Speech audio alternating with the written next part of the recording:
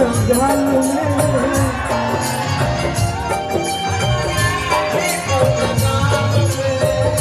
रंगवा गुलाल हमारा फेंकल लगाल में होलिया मनावे लो बलमुआ बगाल में होलिया मनावे लो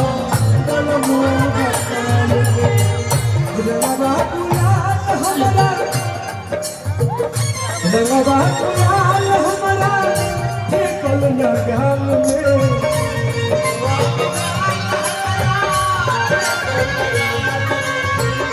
रंगवा गुलाल हमारा फेंकल लगाल में कहीं तू रहू के बाद भैया भैया छोड़ बात भैया भैया तू इतना परेशान होकर तो और परेशान हो गया सब इतना समाज वाला सब प्यार हो तू देखो रहो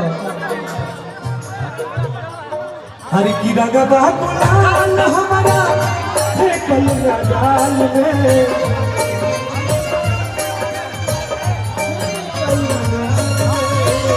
रंगवा गुलाल हमारा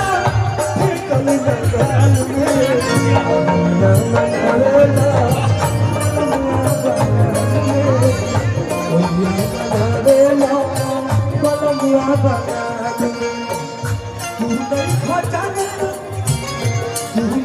बुझत घरवा पल कौन गाल में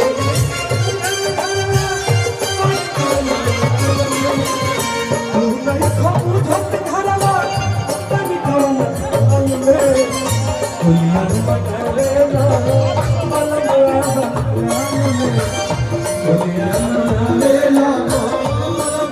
बगाल में होलिया मनावे लो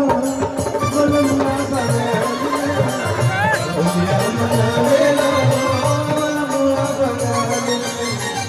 दुनिया मनावे लो बलमुआ बगाल में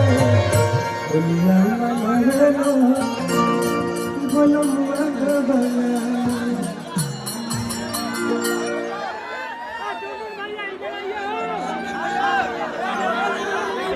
अरे किए ले वो ने भगवत गिरब छटा के